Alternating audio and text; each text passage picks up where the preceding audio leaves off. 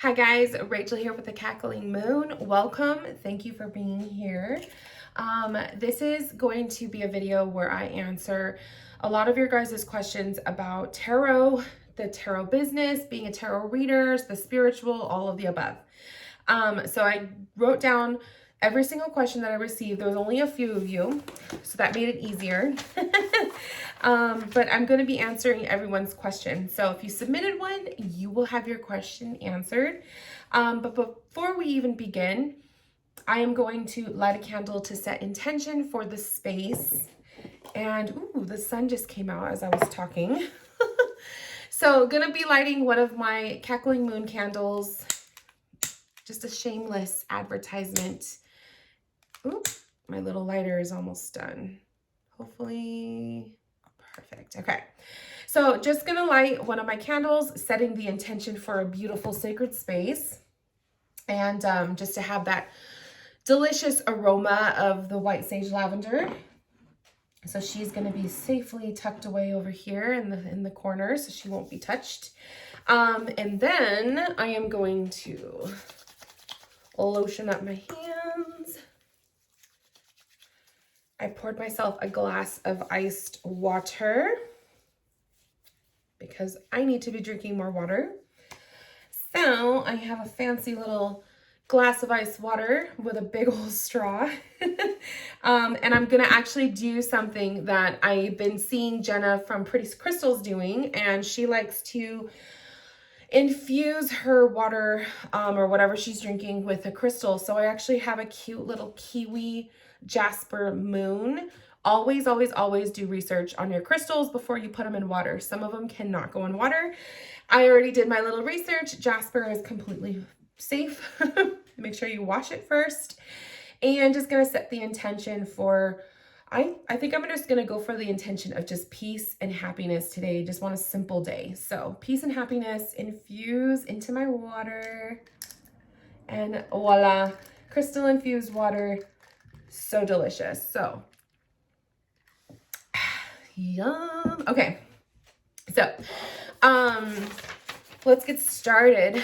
So the first question, I also have some notes here so I don't like go off on a tangent. First question, any do's or don'ts for new reader tips? So I'm going to be approaching the new reader question from the perspective of a new tarot reader, since tarot is pretty much what I'm mostly known for. So do's and don'ts, I actually wrote those down because I have quite a bit. So do's, these are tips for new readers, new tarot readers. Buy your own deck with artwork that you like. Bottom line, don't let anyone tell you that you cannot buy your first deck. Don't let anybody tell you that you have to get this deck or that deck. You go with the tarot deck that you feel the most drawn to, okay? Many people, myself included, will always have our opinions. Rider Waite is usually what I recommend for people because that's what I started with, but it doesn't mean that you have to start with that. So when you are searching the internet for your very first deck, I highly recommend, once you get a name or two of decks that you think you might want to buy, browse YouTube. Look up, so I'm just going to use Rider Waite as an example. So look up Rider Waite deck reveal or deck review, Rider Waite unboxing, something like that. Usually videos will pop up if someone has done it. So you can get an idea of what the cards look like, how big they are, what do they look like with someone's, their average size in hands. I always do this when I am researching a deck prior to buying, because I have made the mistake of buying decks that I think I'm gonna like, and then when I buy them and I open them and they're not what I thought or I just don't connect, it sucks because then you feel like you wasted your money. So that's a huge, sorry, I just got to push you guys back a little bit. That is a huge tip from me to you guys, is do your research. search Google images, or you could also do YouTube searches. There's lots of readers, myself included, who have done unboxing videos to get an idea of a deck that you might like. Do not be pressured into buying a certain deck just because everybody else is using it or just because someone recommended it to you. Buy your own deck. Buy a tarot book, at least one. So at least one deck and one tarot book for your journey when you are just fresh starting out. You don't want to overwhelm yourself with too much. So one tarot book is good. Study off of that one book. If you want to venture off to another one, do so, but don't overwhelm yourself. So all you need is one tarot deck and one book. Follow other tarot readers on social media. So depending on what your social media platform of choice is, you will find readers everywhere.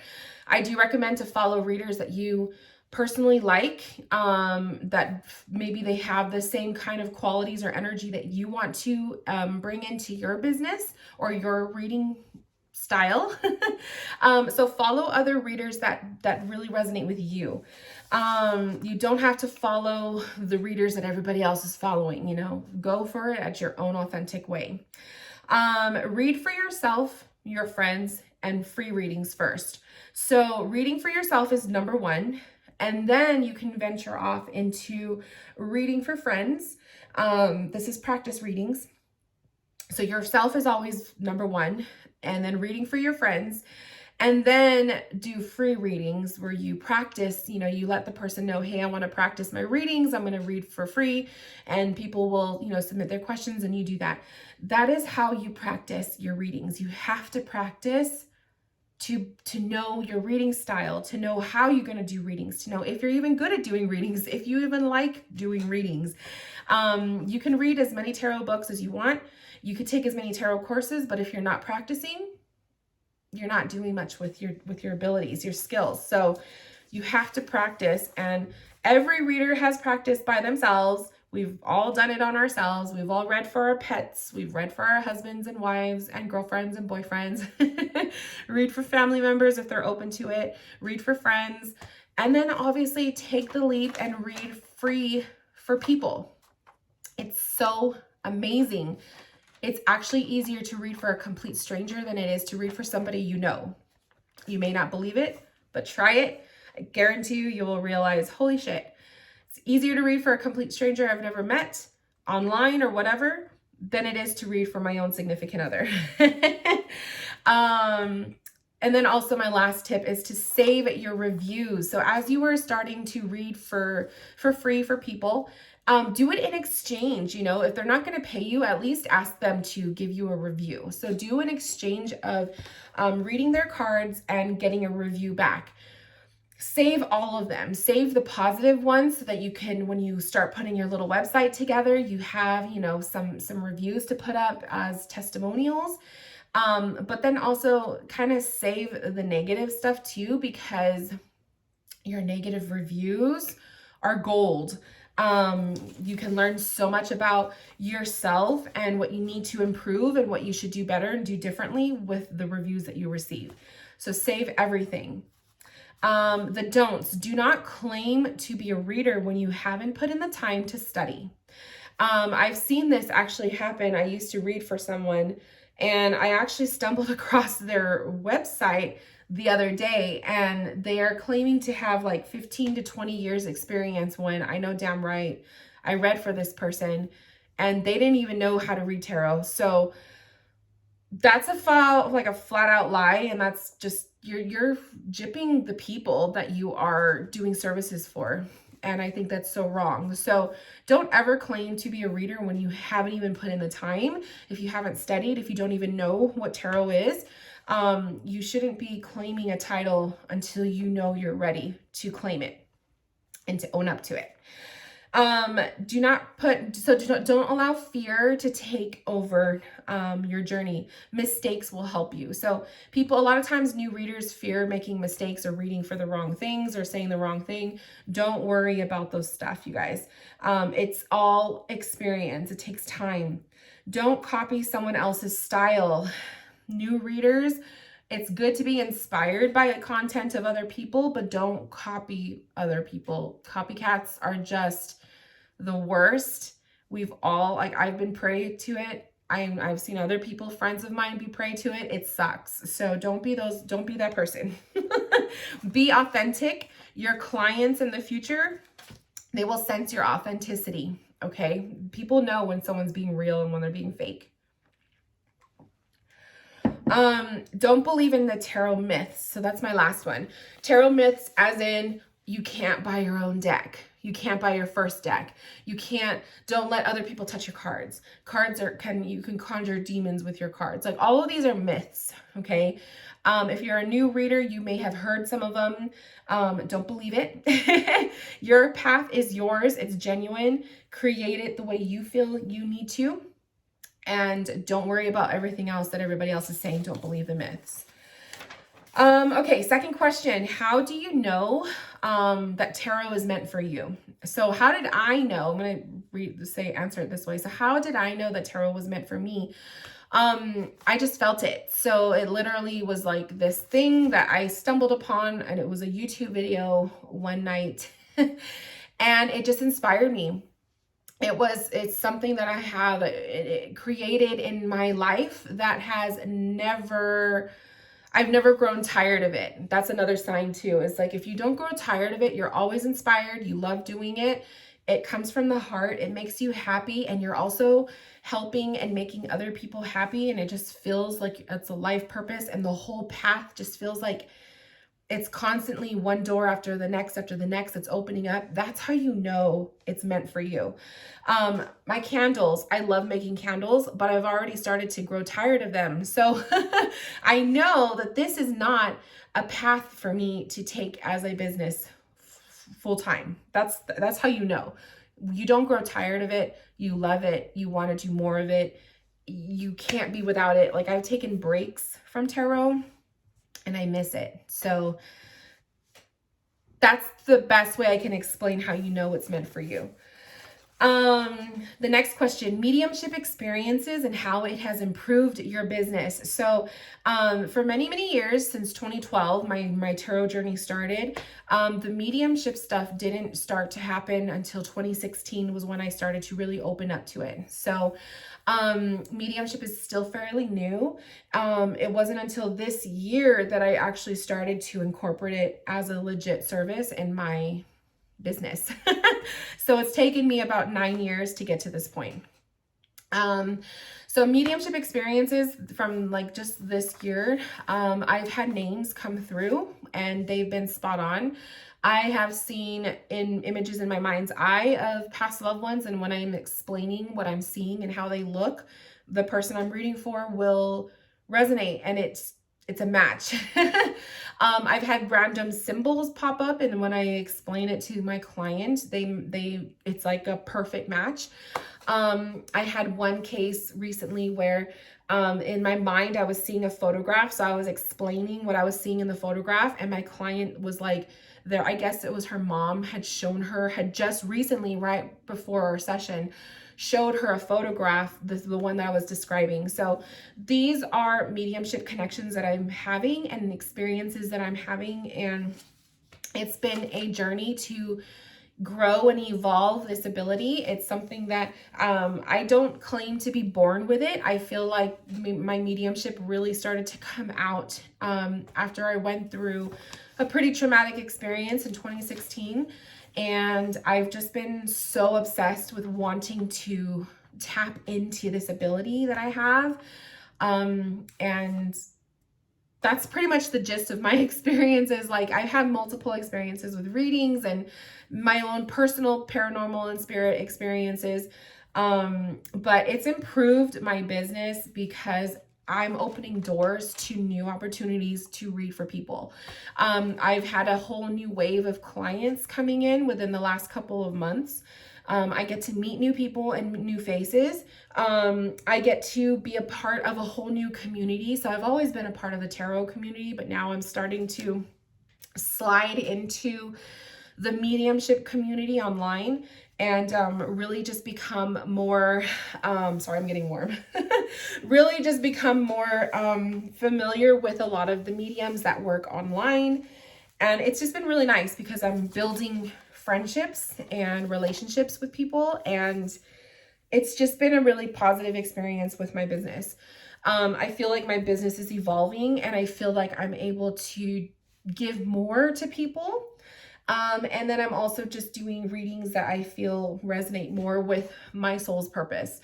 So I'm doing less of the, I call it shallow readings, where I'm reading for like, does so-and-so love me? Or what does so-and-so think of me? Like those kinds of readings.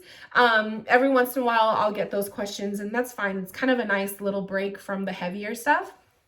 But I do notice that my business, my services, and my soul is more into the spiritual therapy, I call it, or just like helping people on a deeper level with their personal traumas and their deeper stuff that they're going through. So a lot of the readers that I get, a lot of the mediumship experiences that I have, the mediumship readings, revolve around people who have gone through things in their life that I have gone through. So I do notice that spirit is bringing me clients that that are going to resonate with my own personal life experiences, and I'm able to help them and give them advice in that way. So it's a beautiful way, the way it works. I also am noticing I have my dry shampoo. So if it looks like I have like a freaking Bride of Frankenstein like white patch on my hair, it's my dry shampoo. Although I do have my gray hairs, but I am embracing my grays. No, it's not a bad thing. Okay. Next question. When do you start charging? So charging for your services is tricky because everybody's different. So I'm talking from my own personal experience, but my way is not the only way. So my personal opinion is you start charging when, one, you feel like you are really good and solid in your readings, and in the services that you are providing. Also, if you're receiving like positive feedback after positive feedback, and you just feel like you know your stuff and you feel like you can sit and read for just about anybody, and you're so confident and all of that, I see that as a legit, like, you're ready kind of a thing. As far as like amount of time, some people will say you're not ready until you've done like a year or so of studying. I don't think that way. I personally was studying the tarot, practice readings, and doing I did a lot of free readings back in the day. For about a year. It was about a year. I didn't start charging for my services until the end of 2013. So I remember I still have like my very first email reading that I did. It was like $10. And no, actually it was $5. I remember the first time I got $10 was like the big deal, because that was like, ooh, $10, you know? But yeah, it was like the end of 2013. So I started my journey in 2012, a whole year later, and it was around, I think it was like November of 2013, I started to charge. And when I'm charging, I was doing like $1, $5, and then $10. So for me, it took me about a year of doing free readings, practice readings, reading tarot books, keeping a tarot journal, and just really feeling comfortable to finally charge. But some readers are doing it within, a couple months. I wouldn't suggest that. But everyone's different. So some people feel confident right away, and other people, it takes time. So whenever you feel like you're ready. The other thing too is whenever you would pay for your own service. That's another way to gauge it too. If you would pay for your own service, then by all means.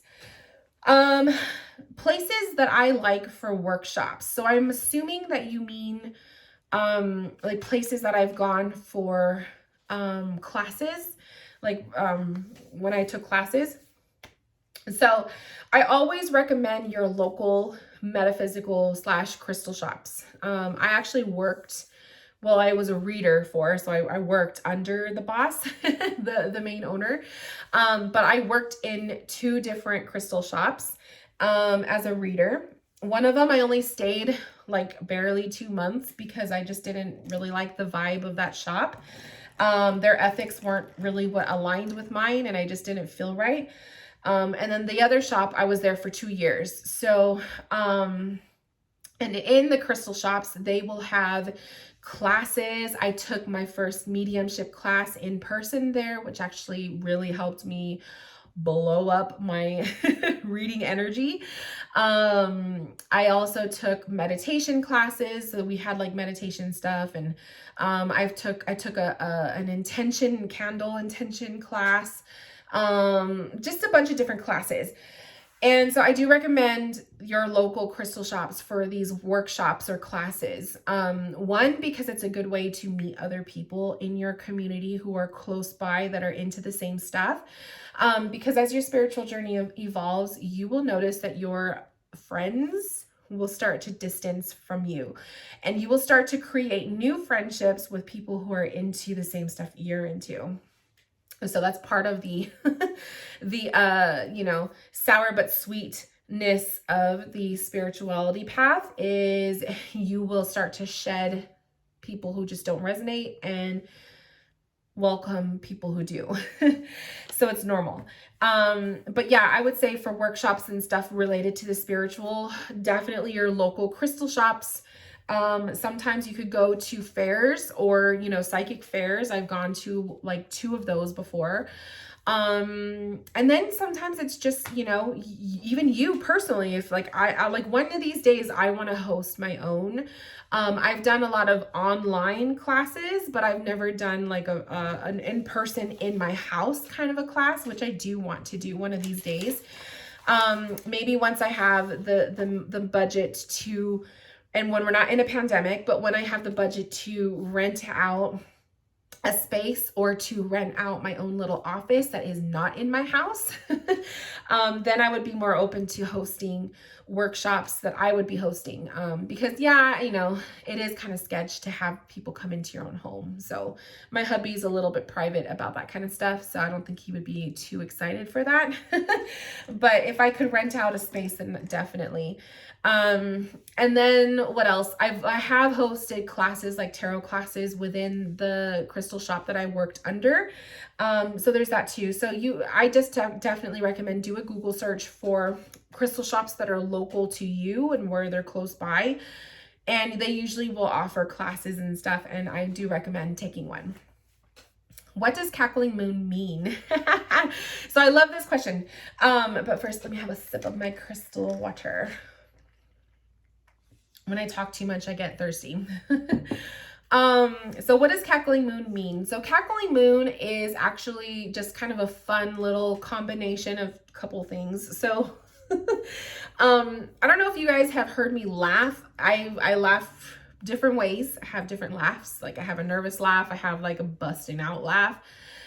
I have a fucking cackle. So I don't know if I really let that out often in my videos. I'm sure once or twice it's come out. But my husband would always joke and tell me I have a cackle. Like I freaking cackle like a witch. It's always been my laugh. Like my sister used to say that about me years ago. My friends growing up would always talk about my laugh. And it's just always been a joke. So when I was coming up with a name, I've always wanted a name with moon in it. And I don't know, I love the moon. I'm just obsessed with the moon. I love that feminine, intuitive energy. And so I wanted the moon in it. And then I was just kind of like putting words together, like how we used to do back in the day when you would come up with your screen names for AOL. I'm like aging myself here, but at least that's what I used to do. I used to like write a list of different possibilities, and that's what I did. And then I just came up with cackling moon. I actually came really close to having witchy moon or like just weird ones, different ones, but cackling moon really stuck and it just sounded fun. And that's what I've had since 2015. So when I first started my tarot stuff, I actually went by the name Luna Hour, which Luna was also, it's moon. And Luna Hour because the hour of the moon. So that was what I was going by for a couple years. And then I just went through this like period of being cyberbullied like crazy, and I just didn't want anything to do with the shit that I was receiving. So my Gemini rising ways is just to completely like detach, and that's just always been a part of me. So I deleted the domain, I deleted all of that, and a couple months after, I created Cackling Moon. So that is Cackling Moon. It's stuck. I love it. It's, you know, definitely a part of me. I sometimes flip flop too, because sometimes I want to go based off of just my name. So that I've done that whole like limbo of like, should I get rid of Cackling Moon? Should I go by my real name? So far, I'm good with Cackling Moon, but I don't know, maybe someday in the future, I'll just go by my name. We'll see. We'll see the direction that Spirit takes me, but for now, Cackling Moon it is. The spiritual books, decks, or people that have changed your life. So I do have some notes for this too. So the first person I have to give credit for with who has changed my life was my therapist. So in 2012, I started therapy, and I was in therapy for about 6 months every Wednesday afternoon. So I went once a week, every week for 6 months. It was not cheap, but it was necessary. So I paid my way. And my therapist at the time, she was the same therapist I had for the whole 6 months, was the best literal earth angel I've ever had. Her name was Angelie. And she just really was the gateway to this whole journey. And if it wasn't for her, I shouldn't just say that, because if it wasn't for me wanting to heal from my past, I wouldn't be here right now, like talking to you guys. My path probably would have been so different. So everything happens for a reason, and Angelie came into my life for a reason, and she was literally the gateway to this whole spiritual awakening. So I always have to give her thanks. I also have to give thanks to the owner of the crystal shop that I worked under for 2 years. So I'm not going to say her name for sake of like privacy and my own personal privacy. But she actually really she was like I think of her as like a spiritual mama. She was like a spiritual mama to me for 2 years. Pretty much because I came from a place of really having to do a lot of my spiritual journey in secret. When I was still living at my parents' house at the time, and they didn't know what I was doing, and I was in a weird limbo because I was like between jobs, and it was just really weird. At one point for like a good 6 months, I want to say, I wasn't working, but I was making my parents think I was working, and a lot of my money I was making was from reading. So it was a really sketchy time for me. And she just kind of really pulled through and gave me a lot of guidance and advice, and I learned a lot from her. And I just have to give her my thanks. I gotta blow my nose. I hate having to do this on camera. Sorry, guys. I have this thing where like when I talk too much, I get like my nose starts acting up. I'm not crying, okay? So there's her. A couple other readers. So there was readers. Kellyanne Maddox was the first tarot reader that I stumbled upon. She's actually it was one of her tarot videos that I found that really grabbed my attention for tarot. So Kellyanne Maddox, she was going as the 4 Queens at the time. So there's her. I learned a lot from her watching her videos. Carrie Mallon, she was actually going by Happy Fish Tarot at the time when I found her. So these are like OGs of tarot community, at least back in the day when I started. So this was 2012.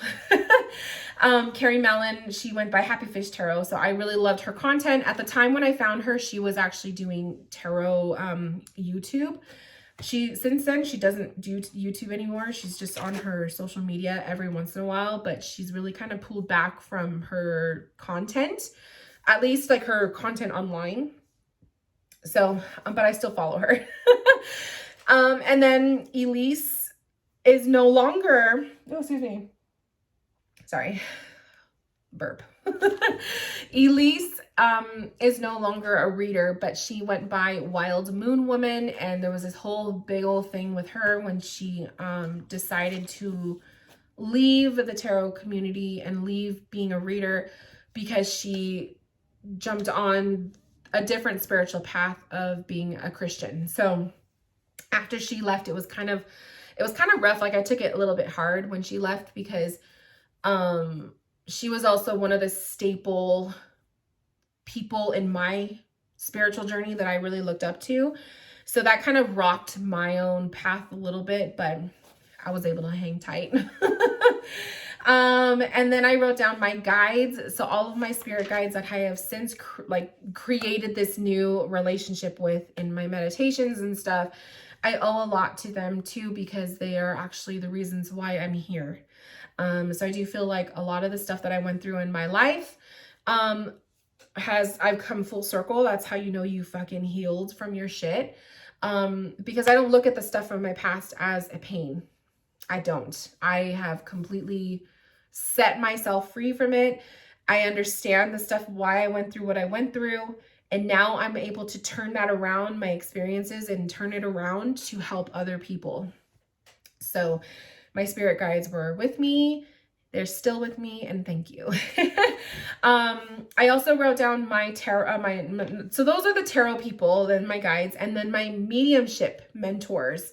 So I give thanks to Flo. She's a friend of mine. She's actually a friend of me and my husband's.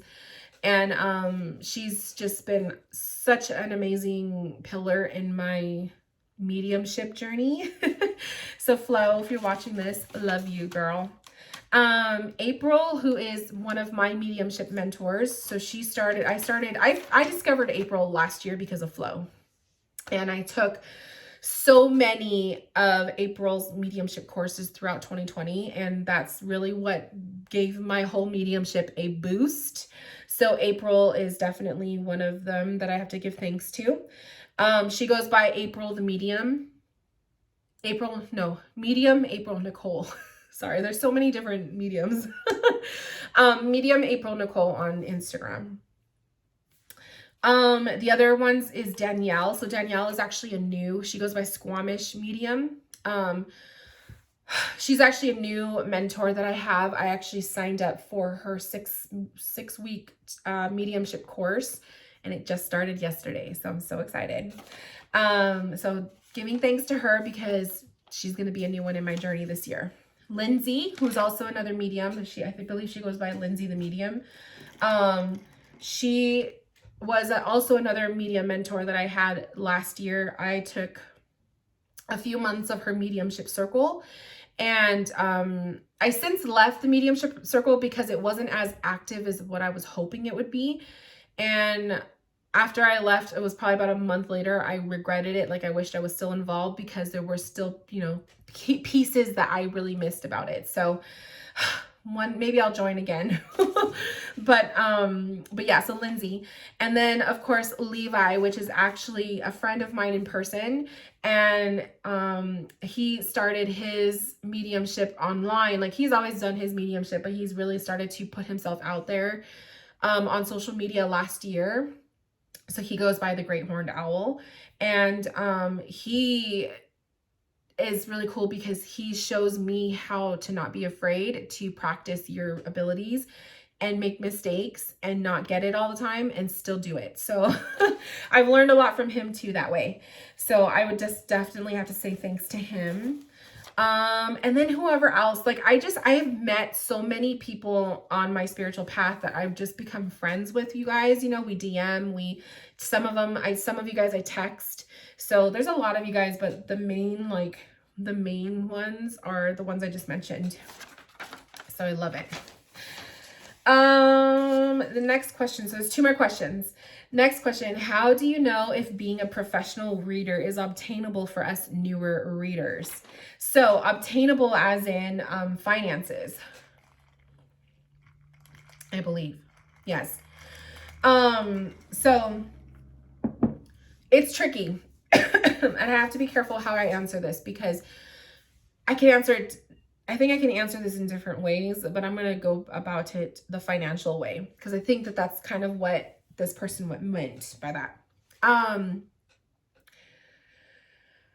So being a professional reader, obviously a professional reader is when you are charging for your services and you are receiving money in exchange for a service. It's obtainable, financially obtainable, when you are making enough to support yourself or what it is that you need it for. Okay. Now everybody's different, and I am a very transparent person when it comes to my business. Even more transparent when people book a consultation with me and they ask me business questions, because then I really go in depth with you guys. But here I will say that everybody's situation is different. Not every professional reader out there is paying for their mortgage and their food and their bills and their well-being by just their readings. They may appear to be doing that, but not everybody is doing that. And so that was like the biggest realization that I had because I was always under the impression of, oh my gosh, all these readers that are doing these professional readings, how is this their full-time job, and how do they make so much money, and blah, blah, blah. It was a very bad misconception on my part. I started to realize you are within your means when you do your business. So if you are a single mommy and you need to provide for your kids and your home and you're paying the bills and you're doing it all by yourself, and if you are able to do that with just your professional spiritual business, fucking amazing. Good on you. There are people who are doing it 100%. Then there are also people, so I see them as like one level. Then there are people where I was on this level. I was on the middle level for a long time, that are doing their spiritual business. And then they also have their day job, right? Where they're doing both. They have two incomes coming in. This was me for the longest time. I was always working. Sometimes I was working a full-time 40 hours a week library job. And then on the weekends and my days off or at night, I was doing spiritual tarot stuff. So that was me for years. And then what happened was Cackling Moon was making more money. I was getting more readings, bookings than I had time to do. And my day job, I was just dragging ass because I wasn't happy. And so I finally I asked my boss after I touched in with my spirit guides and I got my sign. I asked to go part-time. So I cut my 40 hours a week part-time to part-time hours. I think I was doing 30 hours at one point, and then it kind of cut a little bit more. So my paycheck was cut in half pretty much. And at that time, me and my hubby were living in our apartment. So he was working full-time, making his money. He wasn't making that much either where he was working. We were very tight, you guys. I'm not saying we weren't living in luxury. We were very tight, but we were happy because we were in our little place.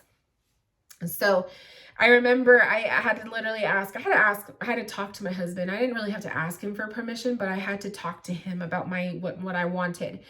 And he said, well, if you're making this much with Cackling Moon, pretty much going half, cutting my hours in half, the money I was making for Cackling Moon was pretty much sufficing what I was making full-time as a library position, as a library assistant, whatever it was I was doing at the time. It was so many different jobs. So that's how I knew it would sustain. Did that for a couple years. And then I got to the point, which was literally 2020, January, where my husband had this whole change in his career and it kind of boosted our finances. So it did. So because of his change in career and, our finances changing and him being able to be he's the breadwinner in our family. And we don't have kids, it's just us and the cats. So it's a little bit easier, If we had kids, it might be a little different story.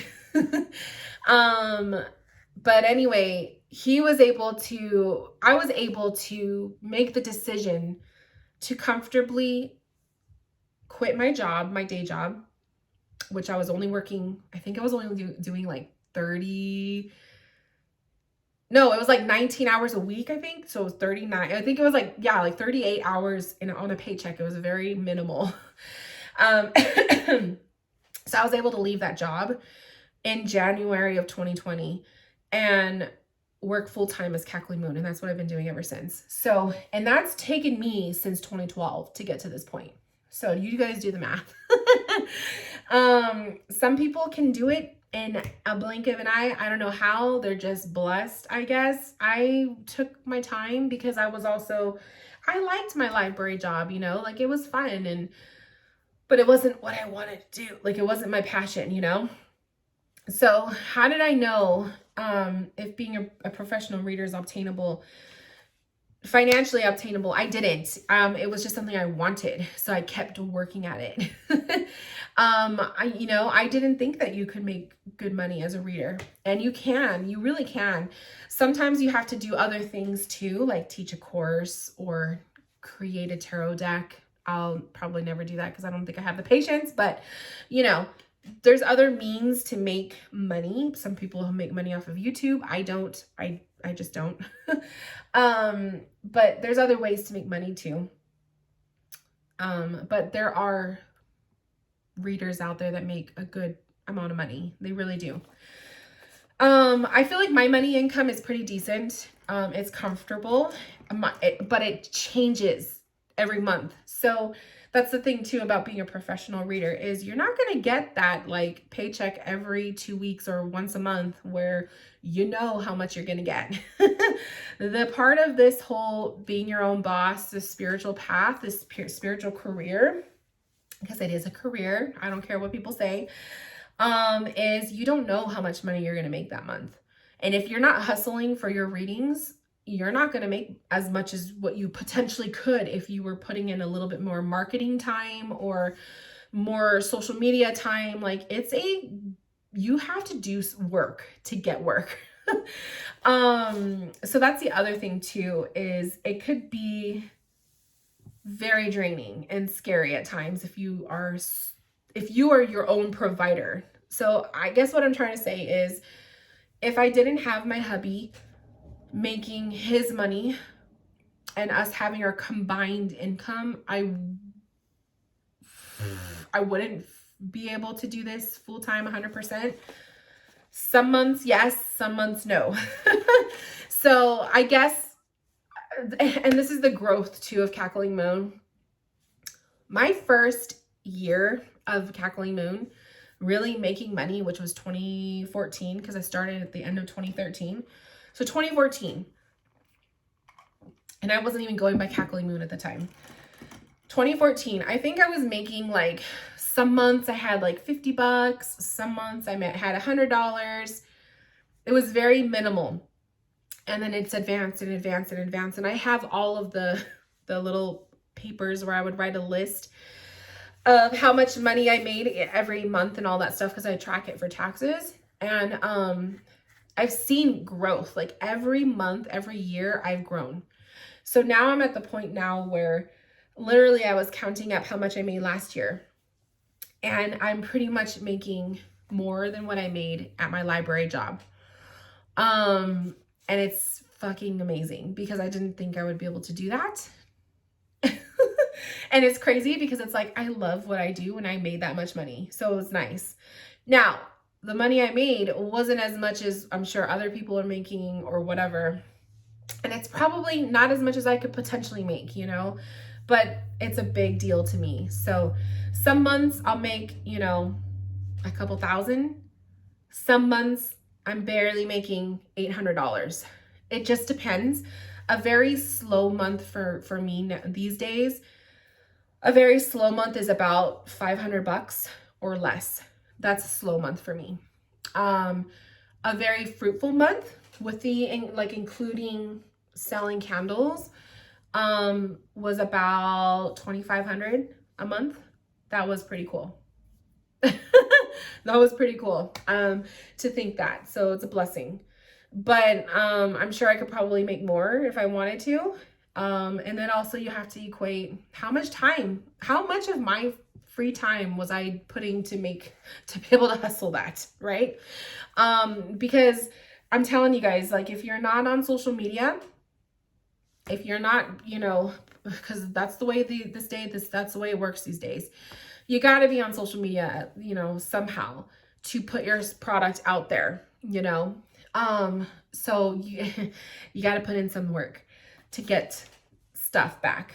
And then you're also creating your follower base, and that's how people find you. So how do you know if being a professional reader is obtainable for us newer readers? It's how much work you're willing to put into it. That's what you're going to get out of it. If you are authentic putting work into it, you are going to get so much out of it. But if you're not willing to do that, and if your heart's not in it, you're only going to get back what you put in. Bottom line.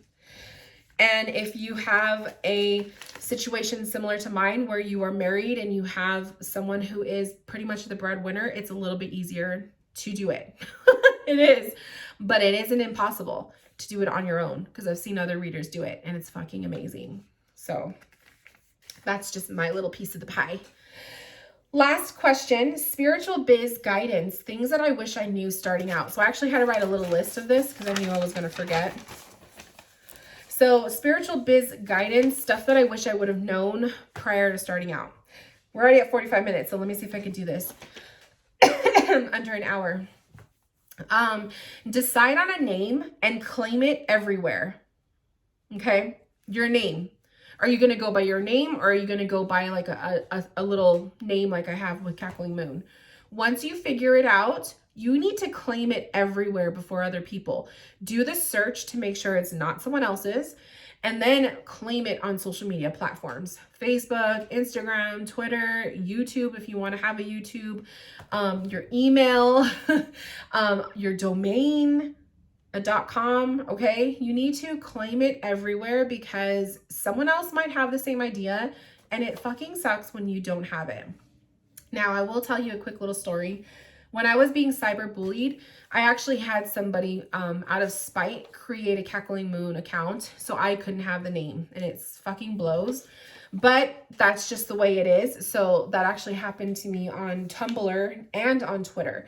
So my Twitter account name is Cackling Moon. It's not which is okay. It's no big deal.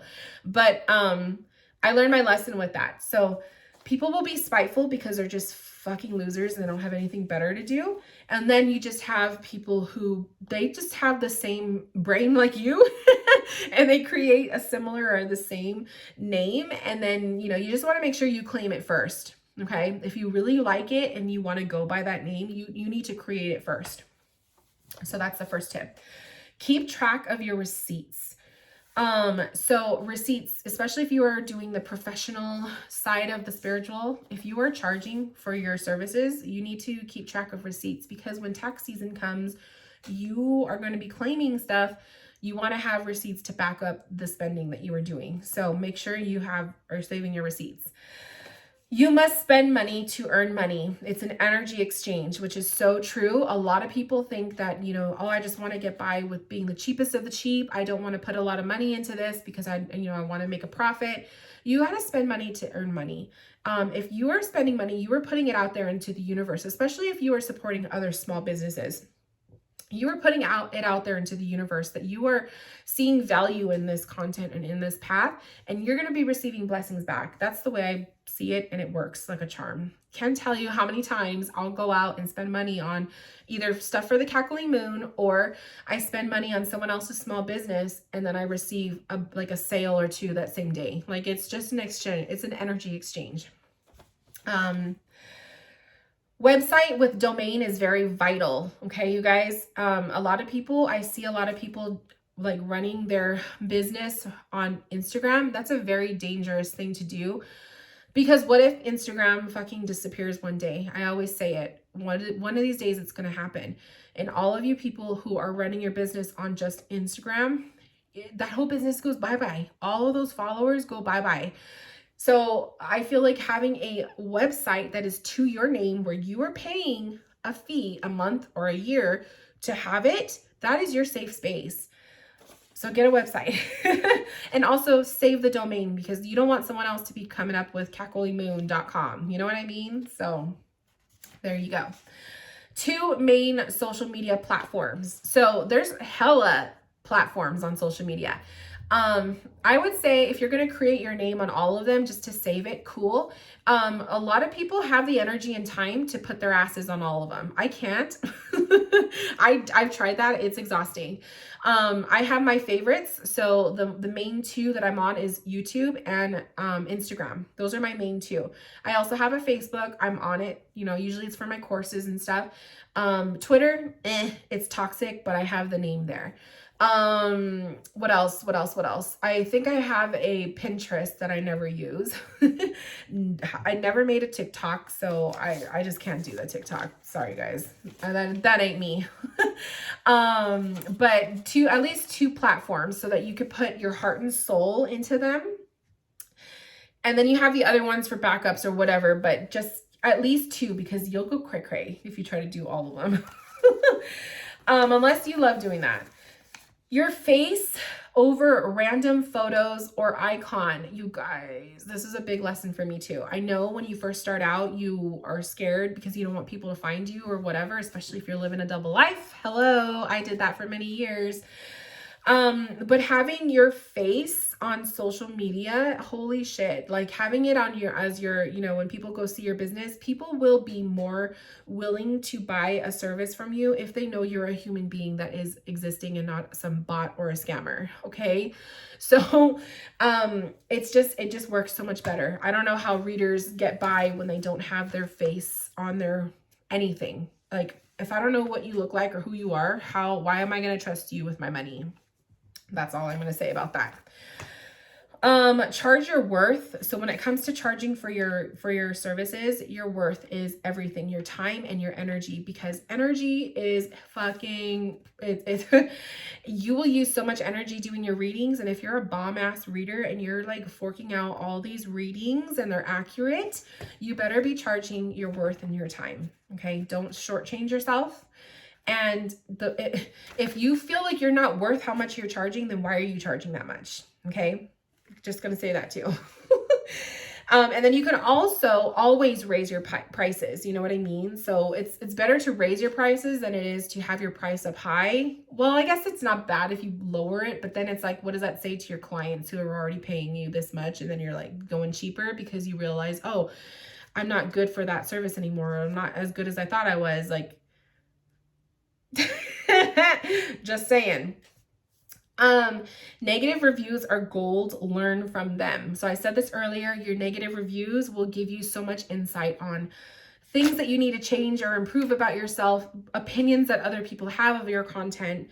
Learn from it. Don't get your butt hurt by it. It's someone's opinion, okay? May not be 100%, but at least you can learn from it. And then sometimes you're going to get trolls. So just, it is what it is. We got to grow a thick skin if we're going to be on social media. And then scheduling widget. Holy shit. This one it took me fucking like 8-9 years to learn. I actually last year added the scheduling widget. It's a Acuity. I think it's Acuity. I have it on my website. So when you guys book a one-on-one session with me, this thing saved my life. You guys go to my website, you pick the day that I have available. So I go ahead of time and pick out, these are the days I'm available and the times. And this is how many bookings I'll accept in this day. So then you guys just go find the day and time that fits for you, book it and pay at the same time. And then I get an email and you get an email and we're done. Like, it's so easy. Saved my life. So if you have a website and you are taking bookings, you should have a scheduling widget. Pay for it, you guys. Pay for the website, pay for the scheduling widgets, pay for the whatever. It's money that you are throwing back into your business and it will come back to you, okay? I can't tell you how many, I get so many one-on-one bookings now that I have this opportunity for you guys to book yourselves and stuff. I think I get way more one-on-one sessions now than I do video readings. That says a lot. It's an energy exchange, okay? And lastly, Payment before services always. I learned this the hard way. Do not learn this the hard way like I did. You will have people, not everybody is going to do this, but you will have people who would try to pretty much get you for a free service. Make sure you are collecting payment before you do the service, okay? Whether it's an in-person session, like in person in the flesh, or it is a one-on-one virtual session or a video or an audio or an email reading or whatever kind of reading you're doing, always get paid first. Then you do the service. If they want to tip you after, cool. If they want to tip you while they pay you, because that's, some people do that. When they book my one-on-ones, they'll tip me ahead of time. That's cool too. But always get your payment first, because you risk someone just say yeah, like tapping out once you're done with the session, they don't pay. You risk someone going over their time and then they don't want to pay you for that, you know. There's just a lot of risks with it. There's a lot of risks. So always accept payment first. And then also based off of your ethics, your rules of conduct, you know, do you offer refunds? How much of a refund? Is it a percentage? Is it 100%? What is it? These are all things you guys got to think about. I can go on forever about this stuff. I love talking business, but that's why you book a consultation with me if you have questions. So I hope this stuff helped. I hope it gave you guys lots of things to think about. I'm going to finish my water. I'm going to upload this fucking 55-minute video. And I will see you guys later. Thank you for tuning in. If you have any other questions, comments, concerns, feedback, leave it in the comments below. If it's something you want to talk in private, send me an email and I will talk to you guys soon. Bye, loves.